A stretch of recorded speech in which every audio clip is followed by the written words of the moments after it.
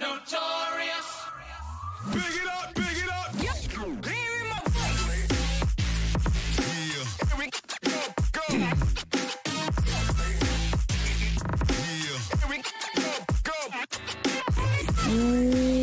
What is up, everybody, and welcome to the Casual Wrestling Community Show. I am your host, the Notorious Nerdy D, and I am joined tonight by the co-host of this show, Level Up Lauren. What's up, y'all? Tonight, I am going to break down the best of pro wrestling for the week for all the true casual fans out there. So whether you're listening on podcast networks or watching on YouTube, make sure to like and leave a comment on this week's episode. Housekeeping for the week, November 1st is still the official launch of Season 1 content for the Casual Wrestling Community channel. So we will start the daily live show. We will start the Casual Wrestling in Review. All of the new content will be there. This show will be posting Fridays at 5 p.m. That is the new time that this show will post. Fridays at 5 p.m. We'll kind of wrap up the week with this show. So a lot to look forward to in the next couple weeks. I was sick all week, so if I'm coughing and hacking through this episode, I apologize, but this is the first day that I've actually been up and moving around, so got to watch a lot of wrestling this past week, Lauren. Mm-hmm. I was in bedridden, and got to watch a lot of wrestling and got to watch a lot of TikToks and see a lot of responses to the episode last week, so it was good to have some free time to be able to kind of look and assess things that were going on. One thing I want to get on the record. Got to start off by getting something on the record. And it's a Dominic Mysterio thing, because every time I talk about Dominic Mysterio, the TikTok blows up and I see all these people make these videos and I get this topic kind of up and trending again. And I see people who make videos that maybe don't think I see them, but I see the videos where they say things like, oh, so-and-so, or they allude to the fact that, like, I, for some reason, have a problem with Dominic Mysterio. I don't have a problem with Dominic Mysterio. I just think that from my point of view, he's not getting better. He hasn't done anything interesting as a face or as a heel. And we, at this point in time, there's no reason to give him flowers. And what I do need is for everybody to stop overreacting to this past week where he went on and he cut a promo and he did the whole I am this generation's Eddie Guerrero, or that Eddie Guerrero was his generation's Dominic Mysterio. I saw a lot of people overreact to that line and go, look, that's it. He's got it. He understands. You guys have to understand. Like, we can't pretend to be stupid here. That line was fed to him. Yeah. Someone told him pre-going out to cut a promo, this line will get a reaction. And that's why I say that his heat it's not self-generated heat. It is situational heat. And I know people go, well, that's okay. That's part of wrestling. It is okay. But you have to be a part of what's going. He's literally just a pawn. He's a prop inside of this situation that's happening. And it just so happens that he has a lineage that goes back to Eddie Guerrero. That's what his position here is. And someone told him, be it Triple H, be it whoever's back there helping with the promo, someone told him, if you go out and say this, the crowd will pop. And the fans will pop, and people will get up in arms. So I'm not giving Dominic Mysterio any credit for that line. What was the line efficient? Sure, the line was great. I've been calling for the last 3 months that Dominic Mysterio just take on the Eddie Guerrero personality. I think at this point, Dominic Mysterio should come out on Monday Night Raw next week and just change his name to Dominic Guerrero. Oh, shit. No, I mean, from a character point of view, I think it works the best. If he just comes out and says, I am no longer a Mysterio. I am a Guerrero. I am Dominic Guerrero. And it's just a character change, and it begins to at least form some semblance of his own version of this character. Because right now, it's still just him being carried by a bunch of other people and him being fed lines that work. And that leads me into topic number one. Topic number one this week is I think I spend way too much time fixated on my lack of interest in Dominic Mysterio. And even I'm developing a lack of interest in Damian Priest because I don't know that he's that much more interesting than Dominic Mysterio at this point as far as the Judgment Day goes. I don't remember the last time that Damian Priest was in a meaningful match besides what? He was in a match with Edge maybe 4 or 5 weeks ago. Other than that, he's become a mouthpiece.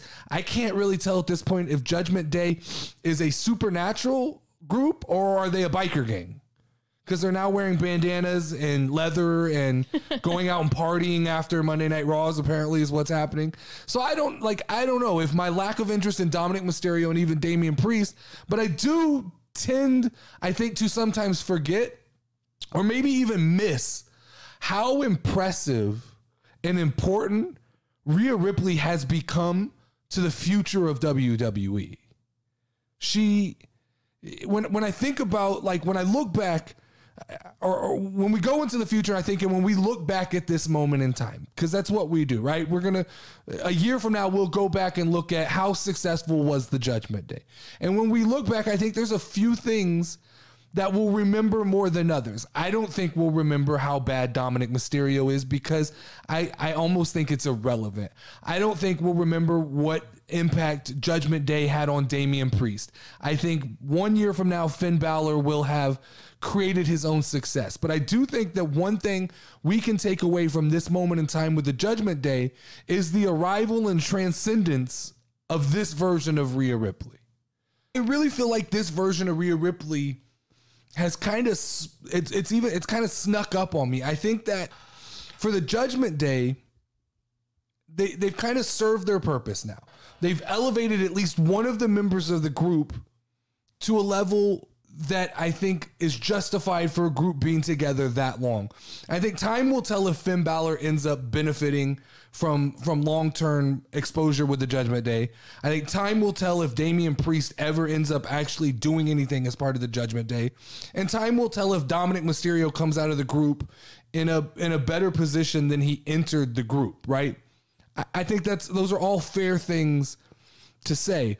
But we can sit here and debate the Dominic Mysterio shit every week. Every week there's something to talk about, and it's going to get recognition and get attention. But I think for this week, I'd like to focus on Rhea Ripley and how she's doing a phenomenal job. And I don't think she's been this over with the WWE crowd since maybe NXT. Let's not forget, we're not that far removed from the Monday Night Raws where she was being beat by Liv Morgan week in and week out. I agree.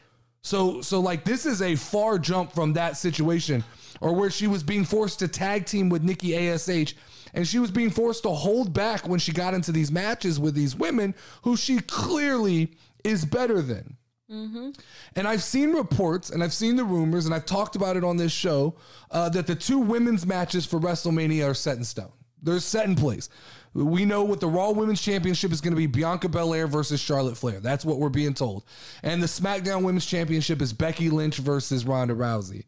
And nothing negative to say about either one of those matches. They'll probably be hellacious matches, great matches. But it leaves me a little bit confused on then what is the path ahead for Rhea Ripley. Because if I'm just being completely honest, and we're talking about the most interesting female in professional wrestling right now, possibly the most over female in wrestling right now, I think it's Rhea Ripley. I don't think it's Bianca Belair. I don't think it's Bayley. Yeah. I think that Rhea, just because she's wrestling with men right now and involved in stories that are men, she gets left out of the conversation. I don't think it's Jade Cargill. I think the most interesting person that is female in professional wrestling right now is Rhea Ripley. And it feels like to me that it would be a crime at this point for Rhea Ripley not to be featured in one of the 2 major championship matches at WrestleMania. I think it's a huge missed opportunity, to say the least, to not feature your young and upcoming talent who is the most interesting woman in professional wrestling right now.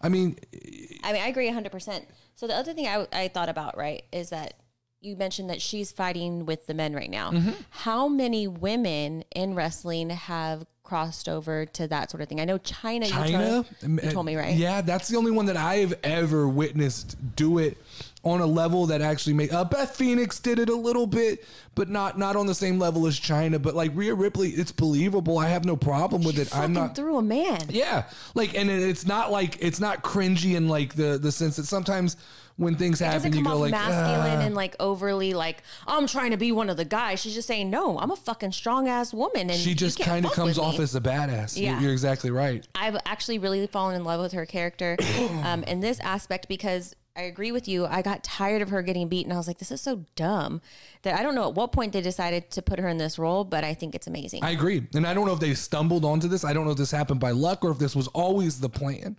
But I think Rhea Ripley's the one coming out of Judgment Day with the most momentum and stands the most to gain. I also think, though, if we're looking at the future, we're looking at WrestleMania, and we're talking about the Triple H era, and we're talking about building new beginnings and things like that, I'm not all about this idea that we just take the two top matches from last year and we just shake up the components and we go, oh, it was Becky, Bianca, Charlotte, Ronda. Let's just take all those people and mix them up. No, let's get some different people in here.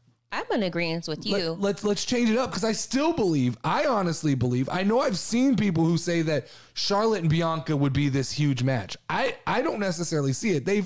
They've been in a ring before together, and I don't know that the chemistry is just unbelievable. Yeah. But I do think that Bianca Belair versus Rhea Ripley in a WrestleMania title match. Because they're both two strong women. If built up correctly, the amount of strength and the amount of athleticism that would be in that match, if you gave it the proper build and you let Rhea Ripley do through the Judgment Day. We were going to get this. If you recall, the minute Bianca won the title, we got teased that the Judgment Day was coming for Bianca Belair. Yes. And then we found out that Rhea Ripley had some health problems, and so we had to curve that. I do think, though, right now, just stop talking about the future. We'll talk about the present. I think it's time to get Rhea Ripley involved in something meaningful. She can't just be a side act for the Judgment Day. Mm-hmm. It's time that she takes kind of a front seat role here. And she's obviously been cleared to wrestle because she went over to NXT and got her feet wet, got to wrestle. So at Crown Jewel, 100%, I think she's got to be involved in a wrestling capacity in the Judgment Day versus OC. Now, question becomes, who do you place in the OC that has the credibility to get into the ring with Rhea Ripley at this point? Yeah. I've heard names thrown around. Nikki Cross. It looks like she's got other things going on now. I've seen Beth Phoenix. Beth Phoenix is a super credible opponent, but I don't know how she fits in if Edge isn't involved in the match, right? Yeah. To me, there is only one person you can bring back at this point that makes sense to join the OC, and that's Charlotte. Oh. Charlotte's due for a comeback, right? True. She has a history with AJ Styles. She was AJ Styles' mixed match teammate on that Facebook challenge show, whatever they had. Do you remember the mixed match challenge? Yes. Where they we didn't watch it, up? but I remember of it, like hearing about it. Yeah, so there's history there. She could come back. She's a big enough name. She could get back into rhythm. It puts her on Monday Night Raw, which is where I think they want Charlotte Flair right now. Because if they're going to start something with Bianca Belair and Charlotte, she's got to be on Monday Night Raw. I think that you're going to see Charlotte come back to Monday Night Raw, and you're going to see Becky Lynch return back to SmackDown. Yeah. That's how you're going to get those feuds started. So I think, to me, that the only thing I see that works is for Charlotte to come back at Crown Jewel, do it as some kind of big surprise, right? A big surprise entrance. Who's going to join? And then you hear that da-da-da-da-da-da, and it's Charlotte, and I think it makes sense, and it works. It just works, right? It would be pretty fucking awesome. But even speaking of Charlotte and Rhea Ripley in the ring, I wouldn't be against a triple threat match at WrestleMania that featured Rhea Ripley, Bianca Belair, and Charlotte Flair. I think triple threat matches add a little bit of intrigue and interest, and especially when you have three competitors like that who are all worthy of being in that moment. I think I have no problem with that. Even more, though, than that, I think a fun match, and we'll probably see this in the future at some point, though, is Bianca Belair, Rhea Ripley, and Raquel Rodriguez. Ooh. Because that is a new level and standard for the women's division. These tall, athletic strong, but not clunky. They're not clunky. I agree. They're athletic. They're graceful. Raquel Rodriguez, I've been extremely impressed with Raquel Rodriguez. You know, I've always been a big Bianca Belair fan, and this upcoming of Rhea Ripley built here differently than just your like quintessential skinny little model type girl. To me, they're the hybrids. They're hybrids because WWE went through this point in time where they wanted people who could only wrestle. Then they went through a time where they wanted only the models. Yeah. Now you have these hybrid women who are everything. They have everything you want for a professional wrestler. It's wrapped up in a package, and they're interesting and fun to watch. Yeah. All right, let's jump over to Found It on Twitter. I have two things I want to talk to you about that I found on Twitter. And number one comes from Sportskeeda.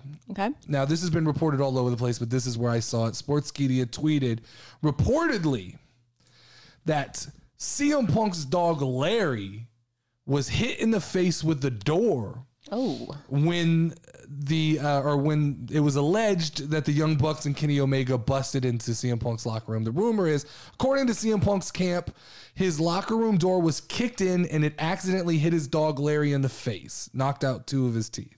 Oh, poor Larry. This, I mean, as funny as it sounds, and not doesn't sound funny, it's never funny when a dog gets hit. This is what I'm going to go into.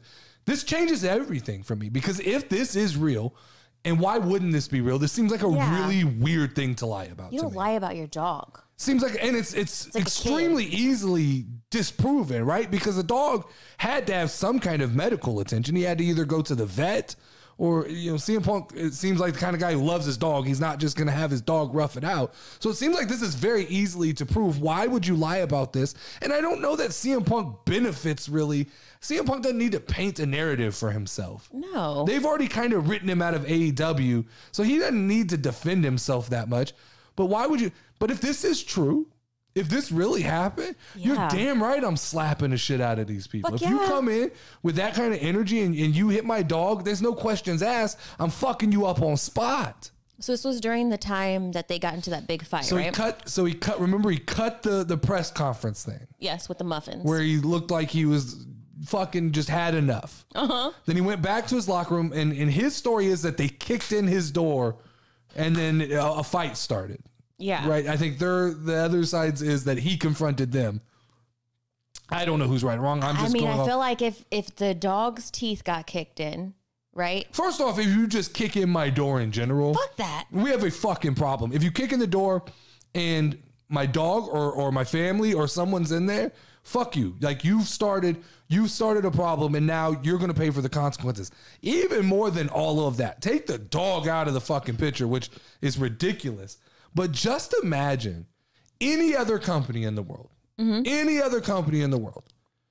have the vice presidents of the company. Employees talk shit all the time. Employees talk shit. You have disgruntled employees, and imagine an employee voicing his concern to the company and saying all this shit, and the VP being so unprofessional that they can't just let it go and handle that in a professional kind of way. Instead, they kick down the door. They come into your office and they kick down the door and they start a confrontation. That doesn't happen anywhere. That's the unprofessionalism that's going on in the back. That is where the quote unquote locker room problems in AEW come from, is this lack of professionalism. Nowhere else can people who identify as the VPs of a company be that confrontational. So I mean, that's completely fucking crazy. I don't know the validity of this story. I don't know how true or untrue it is. What I do know is that if you kick in the door to somebody's office, it's on. Yeah. If you kick in the door to my office and you hit my dog in the face, it's really fucking on. I mean, it's really like, I don't get that point. I'm going to fucking try and knock your teeth out. Yeah. Like, we've got a fucking problem. So, question, because I'm not 100% up to date with AEW. So, are Kenny Omega and them still the vice presidents and everything? As far as I know, yes. And as far as I know, they're returning. And as far as I know... How the fuck is that okay? That's the problem, right? That is the punishment is bullshit. It was, and what message does that send to the AEW locker room when these guys just show back up and the punishment is a slap on the wrist? What says don't ever speak against them, because if you do, some shit's gonna go down. 100% right? It's you know what? If you talk shit about these guys, they have permission to act like little bitches, come in and fucking cause disturbances. And you know what? We'll give them a vacation. And when they show back up, it'll just be business as usual. Mm-hmm. I agree with you. Second thing I found on the internet is that there's rumors going around that Theory could be the first person to carry the Money in the Bank briefcase for an entire calendar year, meaning that Theory would hold on to the briefcase up until the 2023 Money in the Bank event, where he could cash in, like they could have some kind of countdown clock to how many minutes he has. I think that's a fun idea. Yeah. I'm all about that. I think that would be cool to see like a countdown clock and have the champion almost on edge, right? They're walking around the back, looking over their shoulder because they know. And what would be cool is to have him turn it in like with a minute to go. Yeah. And maybe get that pin right on the time limit. That would be pretty cool. And then have this big controversy. By then the title will kind of, I think, probably be off Roman. We'll be back into a cycle of other people being able to hold the title. So I'm all about this. Yeah. I don't go ahead. Did I have a question? Go ahead. Do you ever think that there was any actual plans for him to be, what was it, the youngest Money in the Bank? I do. I think when Vince McMahon was 100% in charge, that we were on a path that Theory was going to be the person to take it off of Roman Reigns. And so what do you think could change?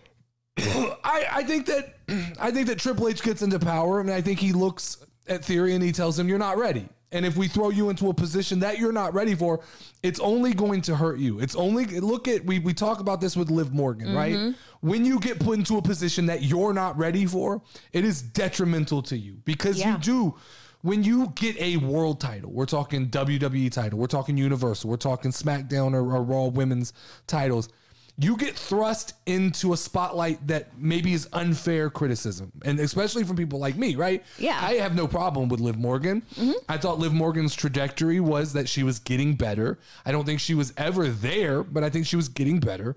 And then you throw her into the spotlight, and now I have to judge her not as just Liv Morgan, but I have to judge her against Becky Lynch, Bianca Belair, Charlotte. You thrust them into a spotlight where there's now direct comparison to the people who've come before you. Yeah. And so I think with Theory, the conversation's easy. If you're Triple H, you say, look, you're not ready for this, and that's okay. Yeah. It's not a problem. We have 365 days to make this work. And let's get you to the point you need to be. Let's get the crowd back on. When I say on your side, let's get the cheap heat away and let's rebuild your character. You kind of aligning him with Seth Rollins, kind of getting him out, still allowing him to win. Let's let you look strong. And that, like, you know, he can do some interesting things. He can keep teasing to stay relevant. And then next year, when we start getting closer and closer, the anticipation will build and it'll be his time to shine. Yeah, I think that's a good idea. All right, Lauren, let's talk about the questions that I have coming out of watching a week full of wrestling. Okay. First question I want to pose to you, and we'll both answer this, but I'll pose it to you is, do you believe that Logan Paul has any chance to beat Roman Reigns? I mean, I'd like to think so. I really like Logan Paul. That's from my like heart and my love for him, right? But realistically, no. So my thought on this situation is, and Ronda Rousey said it, and everybody shit on Ronda when she said it, but you want the real answer to this. Okay. The amount of publicity that WWE, Logan Paul, and Roman Reigns and all these people would get if Logan Paul won this would be fucking ridiculous. It would be one of the biggest things that have ever happened in the pro wrestling world. If Logan Paul somehow wins this match, and it can be with the help of Sami Zayn, it could be with the help of Bray Wyatt, it could be with the help of Jey Uso. I don't care who helps him, but if he won this match, if a fluke chance, one hit, one solid punch is what they're selling, if somehow he won this match and you end Crown Jewel with Logan Paul holding up both titles, that is the moment. That is the conversation coming out of Crown Jewel. There is no bigger story in pro wrestling. I mean, that would be fucking epic. So do I think he has a chance? I 100% do. I think that there's a opportunity here to start something using Bray Wyatt, right? Yeah. Have Bray Wyatt cost Roman Reigns the match. Ooh, or have somebody have Sami Zayn cost Roman Reigns the match. On accident or on purpose? Either way, I don't care. I'm not booking it. I'm just saying that there's opportunity. Here's a question I pose to you, kind of a secondary question. Okay. Is this streak really needed anymore at this point? No, Is it something I think I'm just waiting for the fucking time for it to be over. So they don't even really talk about it as much, right? They're not even really pushing as much because he's broken all the records. He's done what he was going to do. Yeah. It's 400, 500, 600. At this point, what does it matter? It's never been told in history. One interesting thing they could do is have Logan win the title on Sunday and Roman immediately win it back on Monday. Oh, that's true. Boom, you get all your headlines and you end the streak. The streak ends because it's not consecutive. Now Roman is the champion without the streak, and it's anything fucking goes.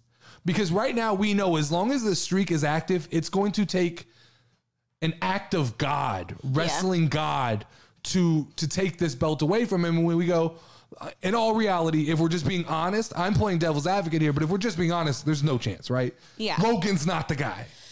Yeah. But for one night only, it would be fun.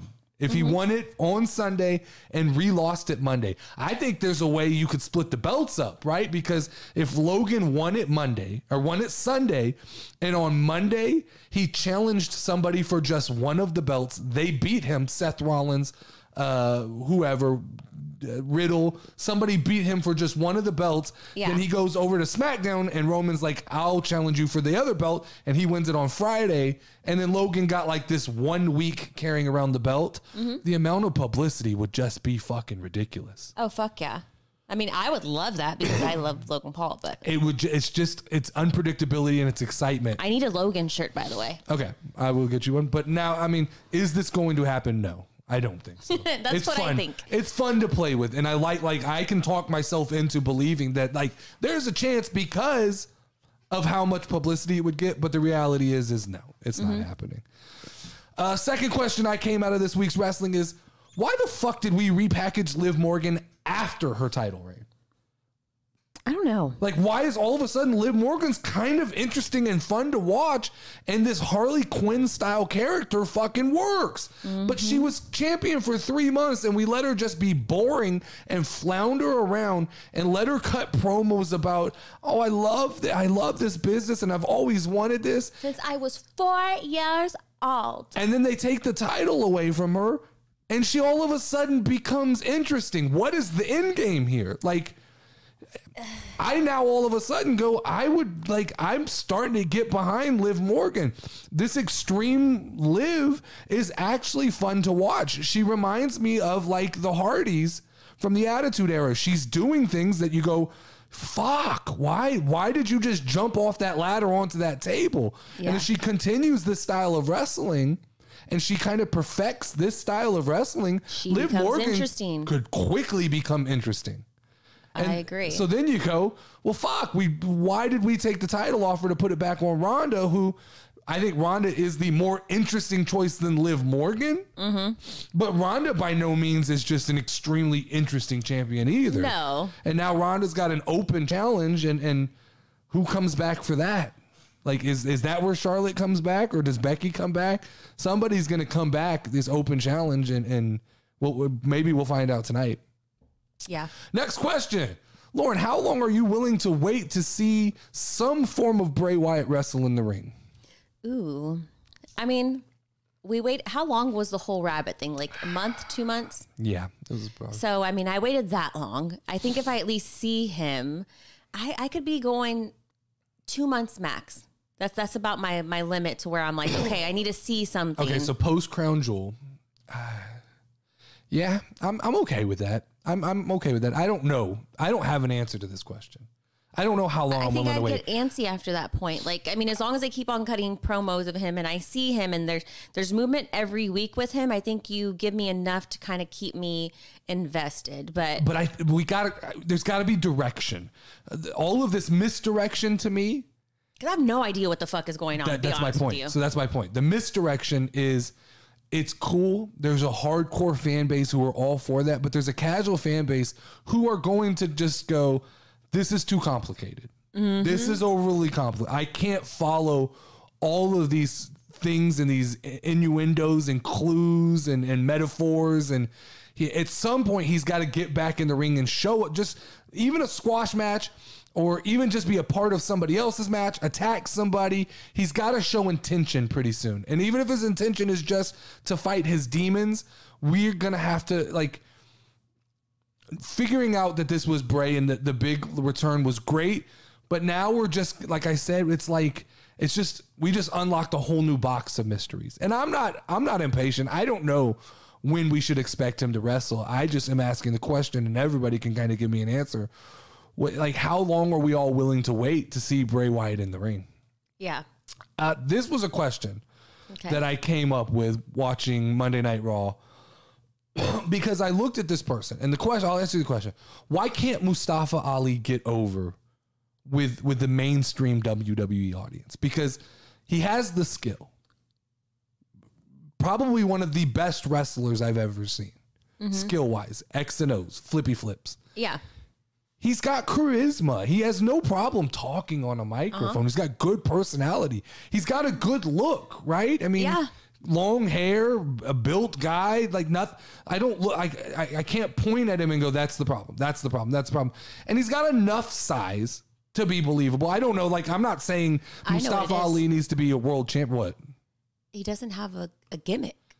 He doesn't have anything that defines who he is, right? I mean, I know that, like, right now they're having him try to, like, stand up and be like, I have a voice now and I'm not going to be in the background or whatever. But I still don't know, like, as a casual fan, what is Mustafa Ali? Like, at one time he was just like I don't know, like a foreign type wrestler. I don't know what he was. He's never been. I don't know what he is. That's my point. He's never really been presented that way.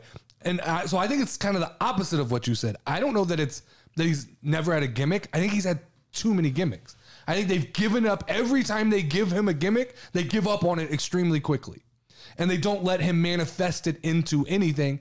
So it's become this confusion from the crowd of every week Mustafa Ali's got a new video behind him. He's got a new outfit on. Yeah. Hey, this week he's very, like, super pro Chicago. The next week he's Kid Icarus with wings on him and things like that. Yeah, like, that was kind of what they were selling this week, was like Icarus, or like, you know, like it flew too close to the sun. Yeah, and then things like that. I think that they got to find one gimmick and stick with it. I think more than anything, Mustafa Ali, when he went through all of those kind of personal battles with WWE and Vince McMahon, and he was asking for his release, that was the perfect time to kind of rekindle that CM Punk style disgruntled employee. Yeah. Let him go out there and cut these promos where he's pissed off, where he's not happy. Let him build up a frustration. It's harder to do now because everybody's kind of happy with Triple H. Yeah. So it's harder to be disgruntled, right? Because what do you go out and shit on? Hey, Triple H, you're doing a real good job. I'm just not getting over. When it was Vince McMahon, it was real easy to come out and go, here's all the things that us as fans and me as a wrestler don't like about this company. But I think that right now, like, they've got to find a gimmick for Mustafa, and they've got to stick with it, because I think he can get over. I think he's got the talent. He's got the charisma. Like, he's got the look. I don't not like him either. I've just almost is a word I'd use. I'm not even indifferent. I've almost been trained by WWE to just assume he's going to lose. True. He's one. It's like Chad Gable, right? What's his loss to win? I don't know. Record? I don't have a record, but it almost feels like they stick Mustafa in bad situations to put other people over, when I think there's something there and he could actually be a big talent at this point. Question for you, Lauren. Okay. What am I still missing with this whole Corbin repackage thing? Everything? Because I'm so confused. Did it feel any better to you this week? No. He had a little bit of a better outfit, but it's still... Really? I thought the outfit was still terrible. I thought the music is terrible. It is, but it's better than last week is my point. Is it supposed to be... Is his character just supposed to be annoying still?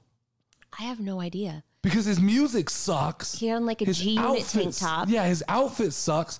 The best part of his character, and here's the problem. When I say these things, it sounds like I'm shitting on Corbin.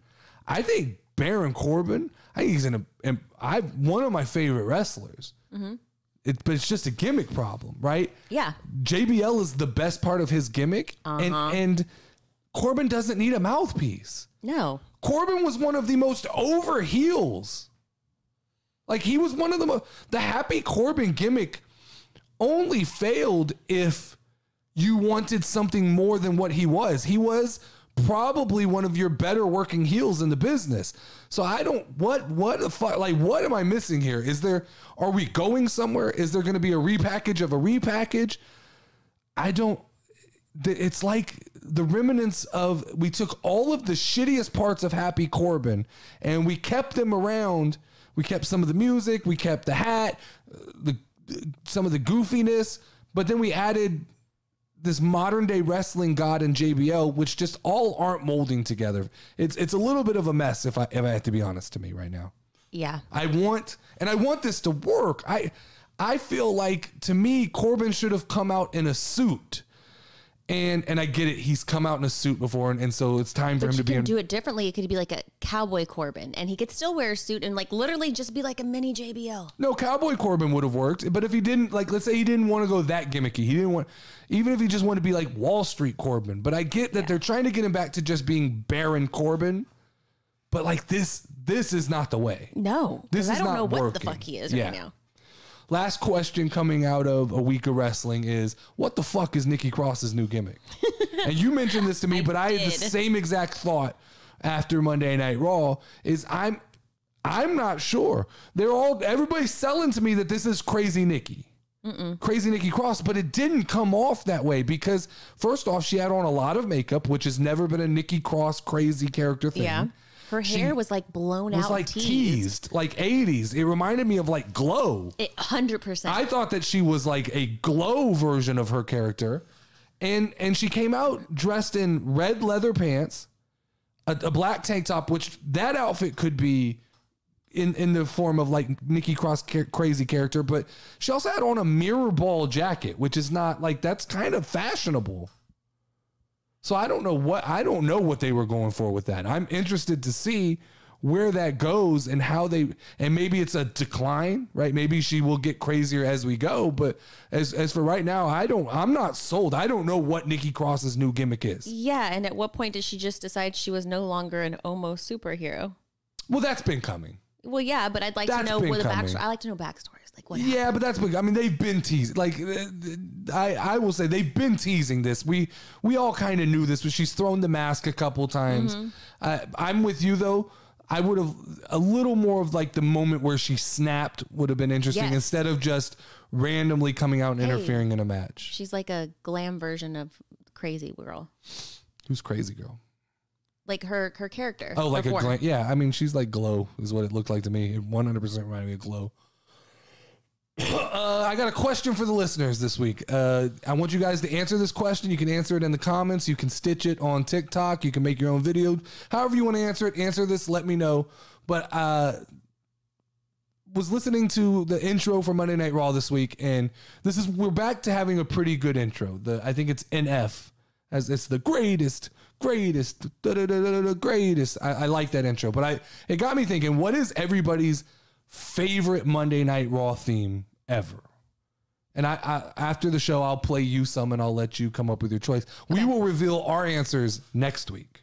Awesome. On next week's episode, along with maybe we'll drop a poll. I think we're able to do YouTube polls now, Lauren. Yeah. So we'll drop a YouTube poll with a couple options there, and we'll try to figure out what is the greatest Monday Night Raw theme song of all time. Mine might surprise people, but I do definitely have a favorite Monday Night Raw. I'm excited because I don't think I know enough of them, but song. I will definitely.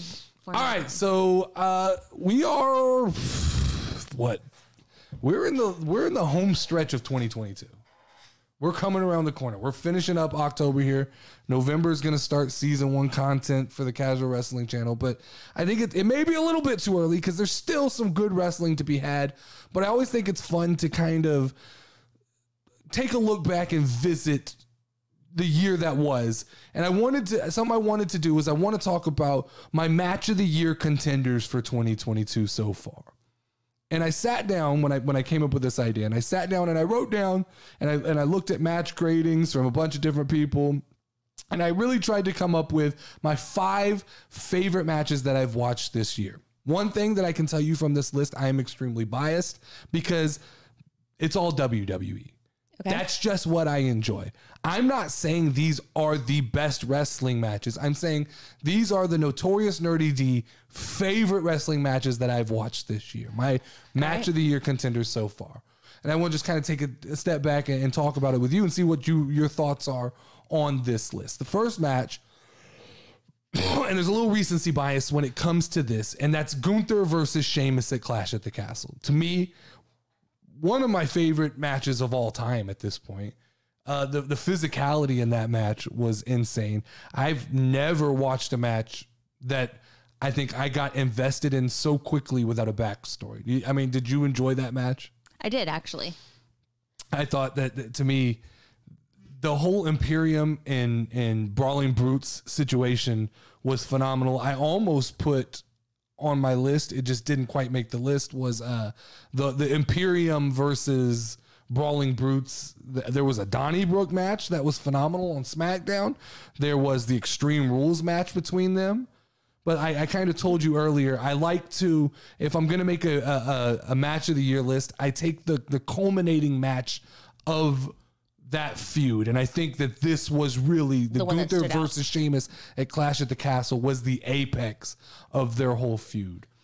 Then I have, which is interesting, being sick and being able to watch Halloween Havoc. Halloween Havoc was a phenomenal event. Really? From start to finish. I've watched a few NXT premium live events and never been overly impressed. This one from start to finish, if someone hasn't watched that and you're even a fan of NXT, watch that event. That thing was from start to finish. The energy, normally a wrestling event can't just have fucking energy from start to finish.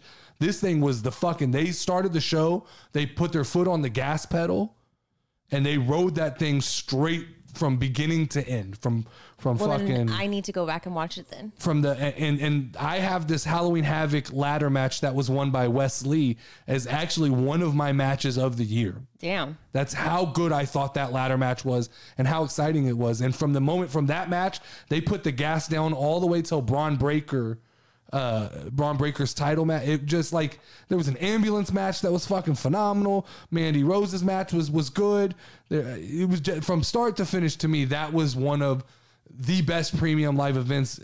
Doesn't matter WWE or NXT that I've seen in a long, long time. So that's on my list. That Halloween Havoc ladder match. It was Wesley won it. I don't even know all the guys' names, is what's so funny. I mean, well, it must have been really freaking awesome for it to make the list. It was awesome. I mean, it was just that was a ladder match. It made me go, Bianca Belair and Bayley's ladder match at Extreme Rules, while it was good, this is what a ladder match is supposed to be. Ladder matches are designed, number one, for multiple people, not just for two people. Okay. They're much better when there's multiple components going on. When there's 4, 5, 6 people in the ring, to me, a ladder match is more fun that way. When it's one-on-one, there's like only so much you can do one-on-one from stopping the other person to get up to the top of the ladder. I agree. Another match that I want to talk about is Cody Rhodes versus Seth Rollins. And I'm talking specifically Hell in a Cell. But like you said, there's 2-3 matches between these guys that were fully capable of making this list. But the one at Hell in the Cell, when he removes the jacket, the purple titty. The purple titty was like, I remember I can put myself back on the couch watching that event and cringing. I agree. I was just about to say, to me, a great memorable match to me is when I cringe because it feels so believable. There's emotion. Yeah. Yes. You're invested. You're invested, and you know it's wrestling, and you know it's scripted, and you know it's not real. That shit looked like it hurt. So exactly. We were sitting there going, that has to hurt. Yeah. That has to hurt. And so to me, that was my thing with, I talked about last week, the Riddle and Rollins feud kind of ending flat. Mm-hmm. I think it's in direct comparison to how Cody and Seth ended their program. Oh, I didn't even think about that, but I could definitely see that. Next on my list is Roman Reigns versus Brock Lesnar at SummerSlam. This one, to me, beyond the fact that this match was Triple H's kind of first masterpiece, mm-hmm. whether or not he was in charge of it, he gets the credit.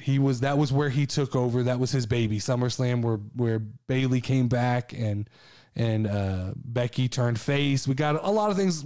The ship started turning in the right direction. this match to me was doomed to fail, right? I think we talked about I think there's a video of me. I get comments all the time of people going, this didn't age well. Which, fuck you guys. Half the shit I say doesn't age well because I'm making predictions. But there was a video of me saying that WWE is not excited about SummerSlam, right? Because here we go. It's a repeat of WrestleMania. And I think we were sold so heavy at WrestleMania that this is it. This is the battle between Roman and Brock. This is the final showdown. And then it was like 3 months later, they're going, we're going to do it again. Yeah. And we all were kind of like, what is left to tell in this story that you haven't told? And then fucking Brock Lesnar puts a tractor under the ring and lifts it up. And you get this insane finish. And you get this conqueror of Roman Reigns that really kind of took him another notch up.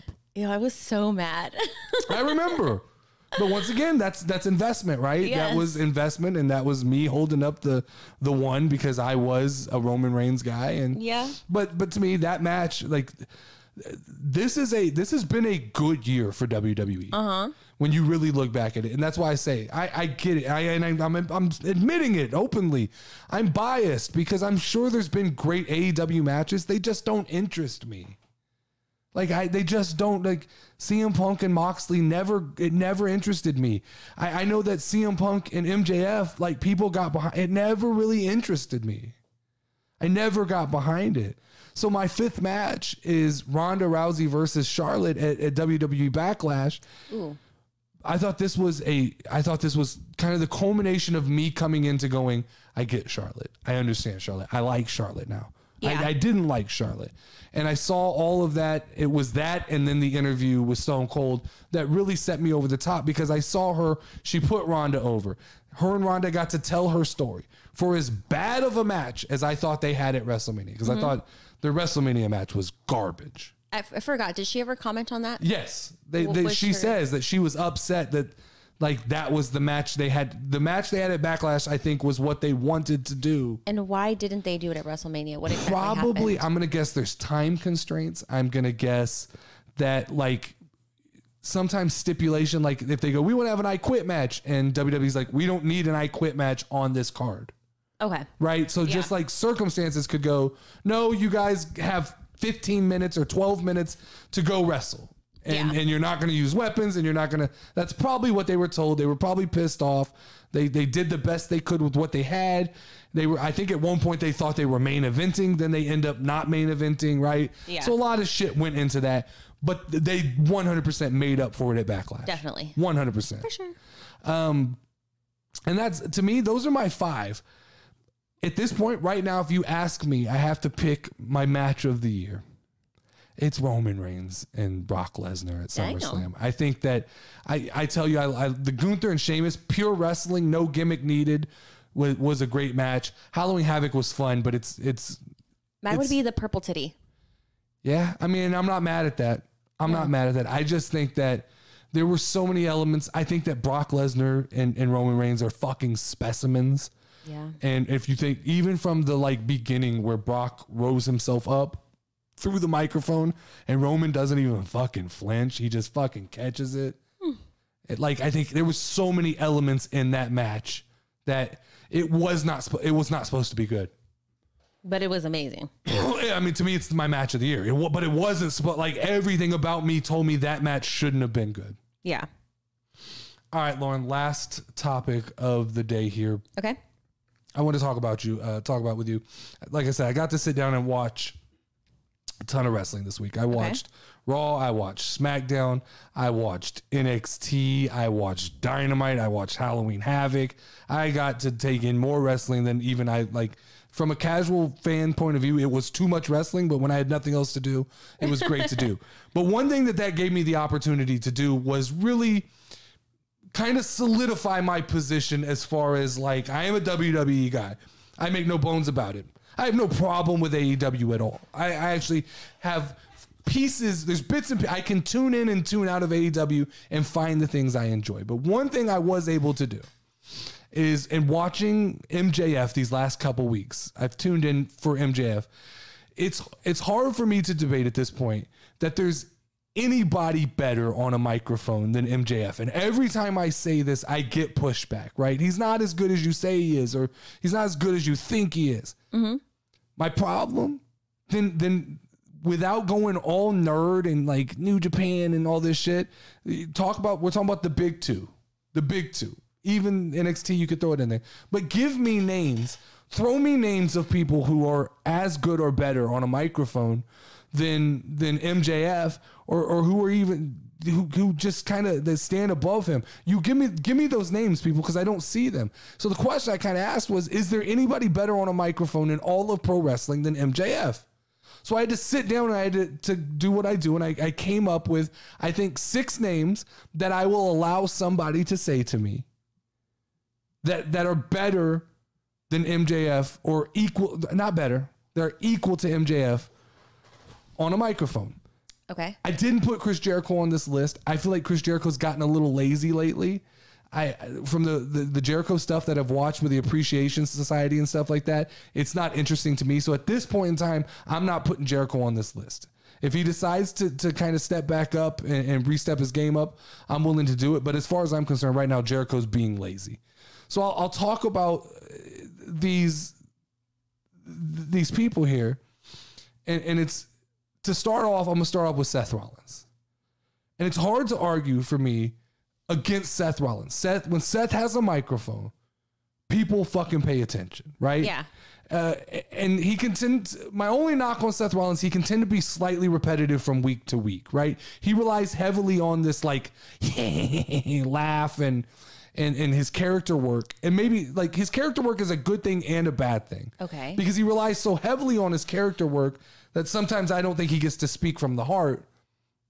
But every time he has a microphone, like WWE is undoubtedly a better show to watch. And without a doubt, I'd say that WWE, he is the most trusted individual with a mic. Like I think there's times that they go, we got 10 minutes to fill. Give Seth a microphone and let him go talk. Okay. And he tends to kind of take crowds on a journey, if you notice, right? He can kind of get the crowd behind him, and then he shits on them, and he's turned the crowd, and he can wave his hands, and the crowd will sing with him.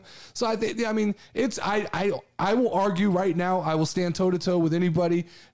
MJF and Seth Rollins are both masters of the microphone. I'm not putting one above the other. Secondly, I'm going to present to you, Lauren, Roman Reigns. And Roman Reigns, this is going to be controversial, right? Because you're going to have a million people go, Roman Reigns can't cut a promo. He's not that. I think that people misunderstand Roman Reigns' ability to cut a promo, because it's not his talking ability. It's not. It's his smugness. It's his facial ability. It's his understanding of timing. It's his understanding of simple phrases that he can say to a crowd to get a reaction. It's as simple as acknowledge me. True. It is. He has figured out how to work a crowd without saying much. And I don't think that he gets the credit for that, right? Roman Reigns isn't hilarious. That is interesting that you said that, because that was the first thing that popped in my mind was like, he doesn't talk though. Yeah. But he's not hilarious, right? And he's not, it's not like he understands more about promos than MJF. It's not that he's just super intellectual. What it is to me is that more than anybody in pro wrestling, I think Roman Reigns understands how a promo affects his character. Yes. What he can do. And it's probably a lot to do with Paul Heyman, who's on my list. But I think he just understands that when he comes out, all it takes is an acknowledgement. All it takes is a pause. All it takes is a smug look to the crowd, right? Yeah. And I think that's what makes Roman Reigns, but you have to credit that. You have to give him credit for that ability, because it's obviously a talent. Because definitely not everybody can do that at all. No. There's lots of people who rush through their promos. And he's definitely learned that, I guess, through the years. Because seeing him in the beginning to now. You can tell. And he talked about it on Impulsive, right? The art of silence, right? Of even if 10 seconds is good, 20 seconds may be better. And silence is something that people feel uncomfortable with. Exactly. And so learning that skill and being okay with it and knowing how to build with that is amazing. And it's crowd manipulation, right? He knows when he gets quiet that the crowd is going to get loud. Yeah. And that only works when you're interesting. Yes. If you're just some idiot, you can't do that. My next candidate, and this is cheating a little bit, but it's obvious, right? Paul Heyman. Paul Heyman can take a match from one level to another level with a microphone. And if there is a god on the microphone, a god tier, it's Paul Heyman. And he's one that I would say is probably better than everybody on the list. Oh, fuck yeah. But he owns that. But that's what he does. Yeah. So I think that's a little bit of cheating.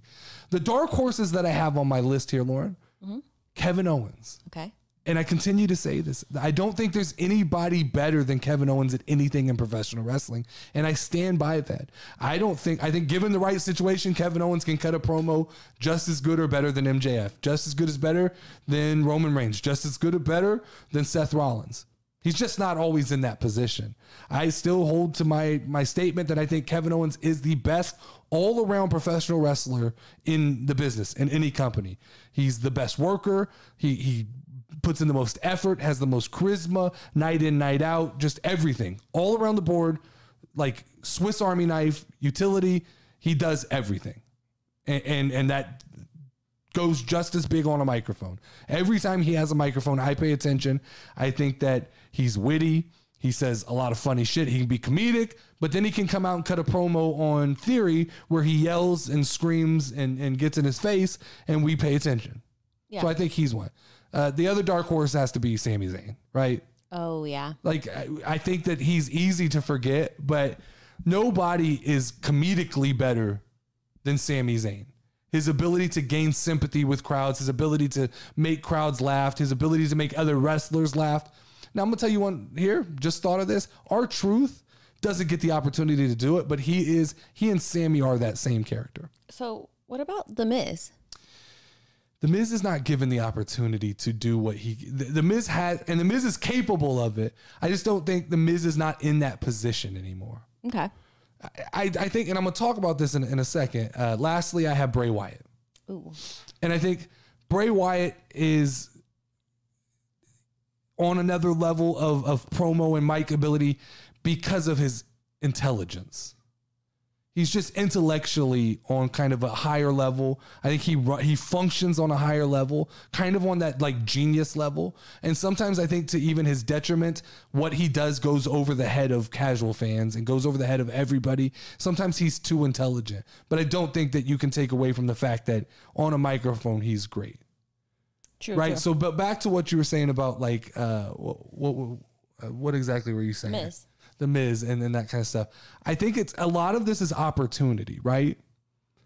It's the position you're put in because I argue back and forth that MJF would be fine in WWE. I don't know that he is. The more I watch AEW, the more I'm convinced MJF belongs in AEW. That's where he should be. And rightfully so. I think he'll get lost in WWE. I think he would become a Miz, a guy who's kind of castrated by the company. And I don't mean that in a negative way, but I mean that when MJF is allowed to just say whatever the fuck he wants, it makes him dangerous, right? Yes. And he's willing to say things that, like, in front of Renee, what's her name? Renee he's fucking Renee Young is what I'm gonna call her. That's right? what she is to me too. He's willing to talk about Moxley and make fun of Moxley in front of Renee Young. He's willing to say things in front of people that are a little bit uncomfortable. He's willing to talk about people's dead dad.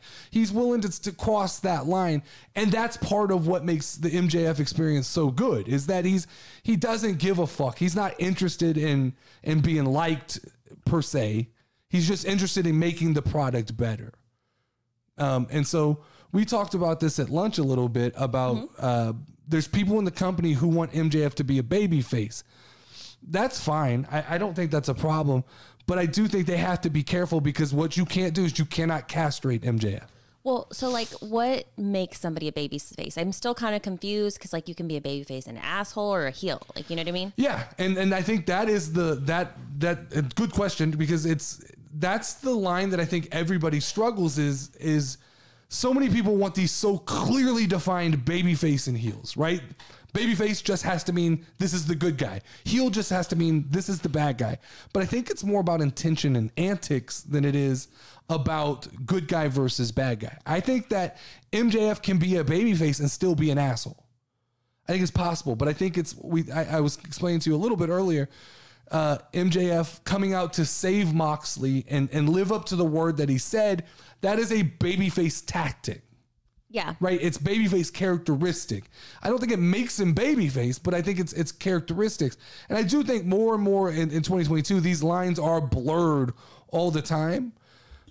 I still do believe there's a need for babyface and heel. But to answer your question, to me, a babyface doesn't have to be a good guy, but it's a person who wrestles with better intentions, right? Their plan is not to come out to the ring and cheat. Yeah. Okay. Whereas a heel, someone like Roman Reigns to me is kind of the opposite, right? Because he's kind of he's a well-liked character, right? Mm-hmm. Like crowds like him and they want to chant.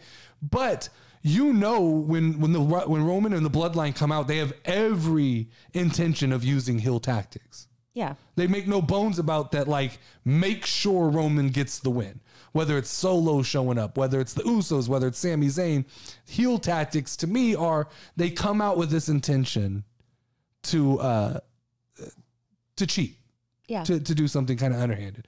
And last thing here, I actually saw somebody, I don't remember who it was, who said they didn't think that MJF could have stood up to like the Attitude Era and The Rock and Stone Cold back in that time.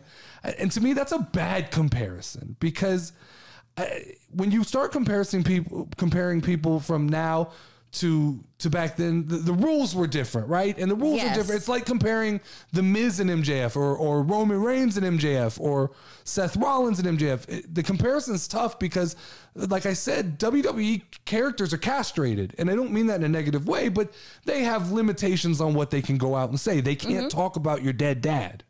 True, that's right? very true. They have things they're not allowed to say, whereas AEW's the fucking Wild West and you can say whatever you want about whoever and everybody's just got to deal with the fallout and the consequences. So I don't think that's fair. Do I think MJF is talented enough to get in the ring and cut a promo with The Rock? Sure. I also think that The Rock has this likability factor and this kind of magnetism that makes it hard for anybody. We saw it with CM Punk.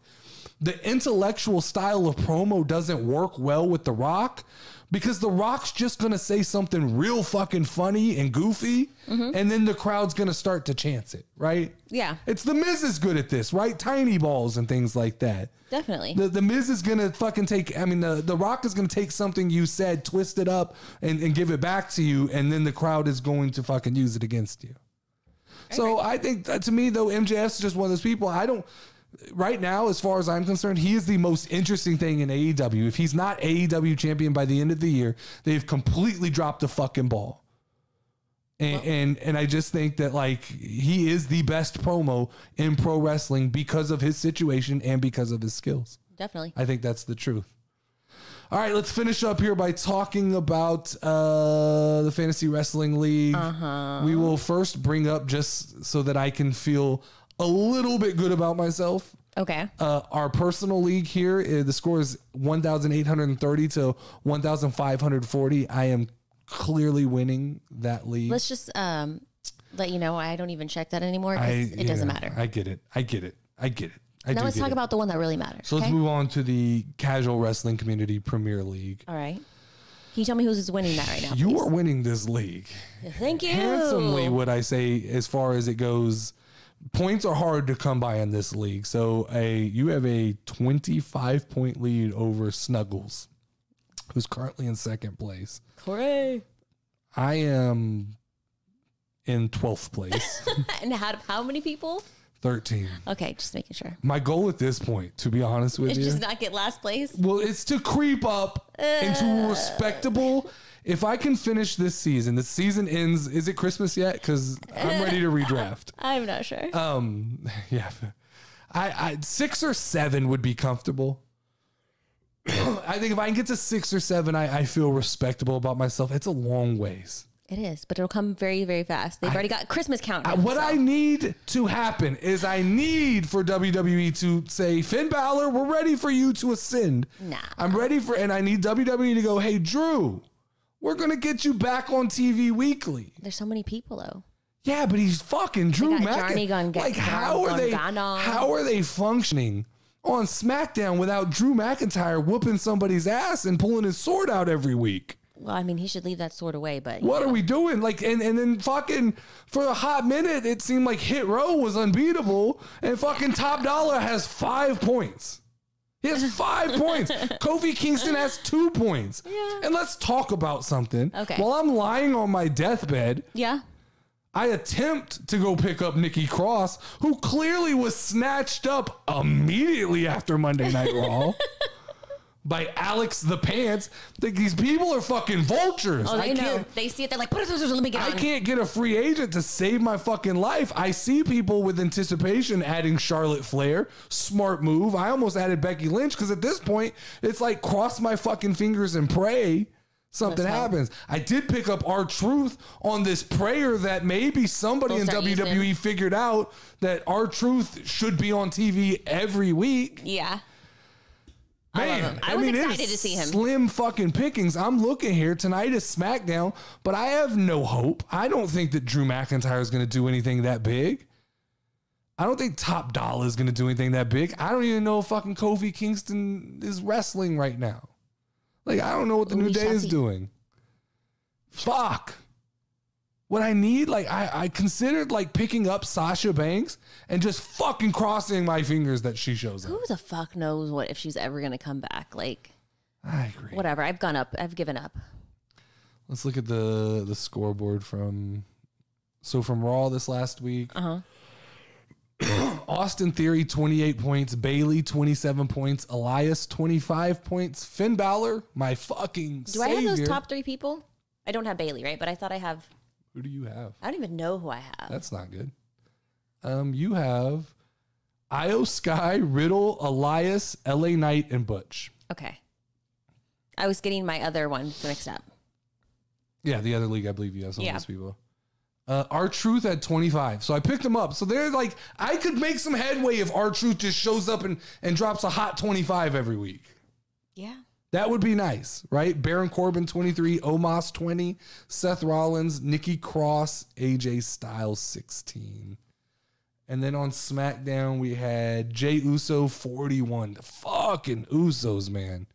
They're just they just accumulate points.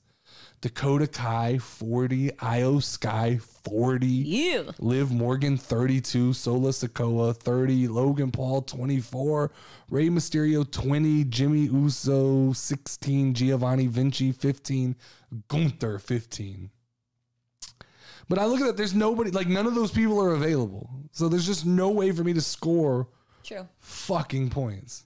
I scored 5 points on SmackDown last week. I have 3 guys on SmackDown. I scored 5 points on SmackDown, and I scored,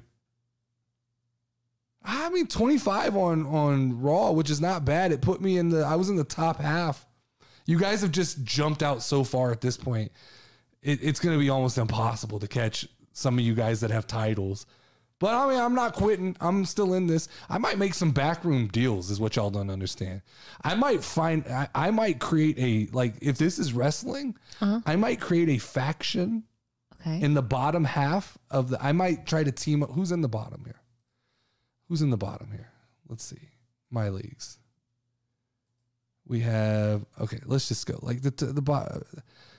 B Master 84, D Cole, King Boast, Breezy.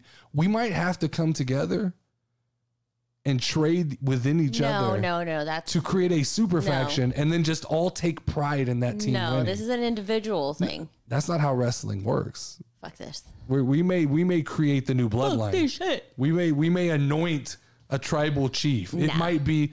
Fuck it, King Boast. We might say, King Boast, you're the tribal chief, and we'll give you our best. Even though, That's cheating. What is our best to fucking That's give? That's cheating. All right, well, whatever. You got anything else to talk about? No. SmackDown tonight.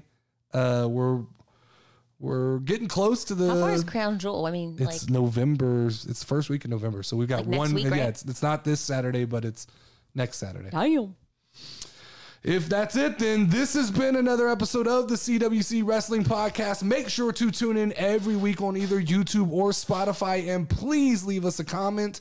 Also, make sure to follow us on TikTok if you don't already. Just search for Notorious Nerdy D. As always, I am the Notorious Nerdy D. That is Level Up Lauren, and she can ring the final bell. Ding, ding, ding, ding, ding, ding, ding, ding.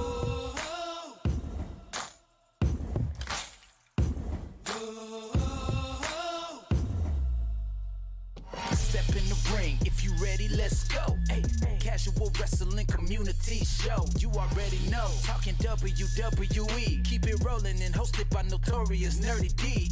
Dope show that you gon' find. Tune in cause it's online. Hit 'em with a figure 4 leg lock, power driver or clothesline. We bringing that heat like for show, but you should already know the casual wrestling community show. Let's go. Yeah, Notorious Nerdy D.